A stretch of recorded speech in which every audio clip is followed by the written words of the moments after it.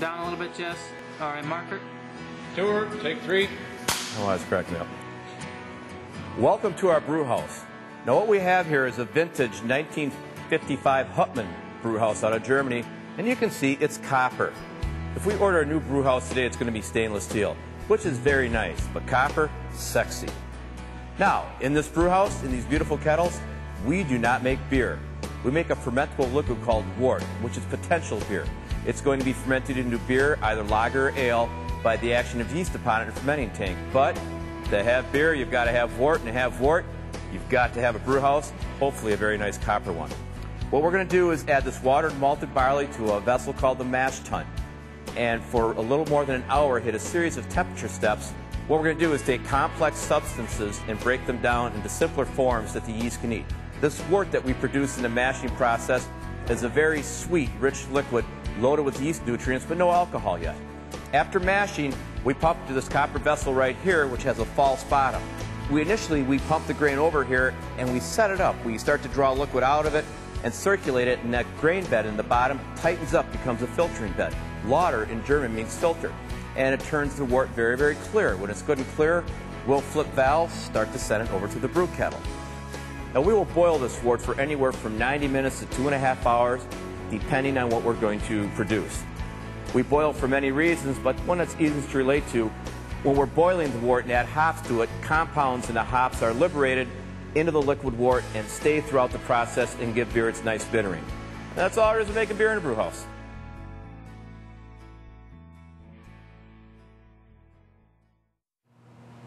Folks, behind me is one of our lagering cellars. Actually, we call these tanks lagering missiles by the look of them.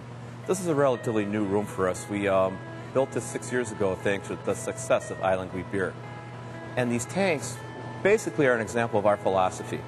We're always going off about being local, support local businesses such as us with our locally produced beer.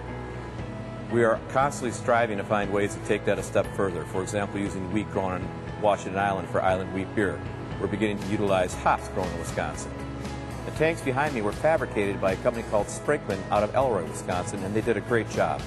We could have went to an overseas supplier of tanks and paid a lot less money. For us, it's important to support our neighbors. These are combination fermenting aging tanks.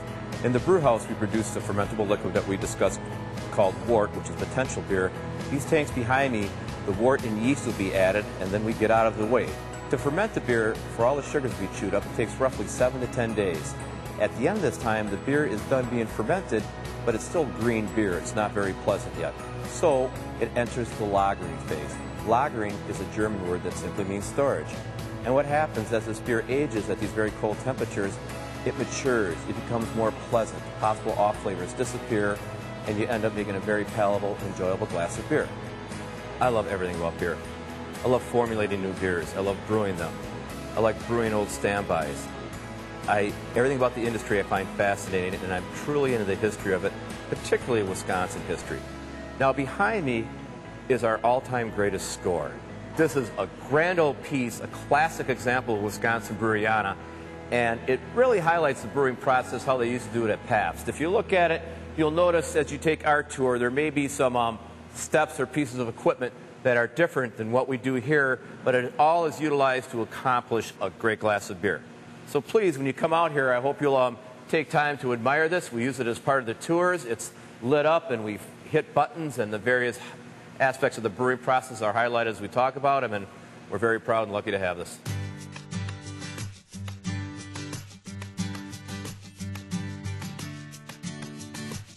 So we hope you all had a great time on your visit to Capitol Brewery.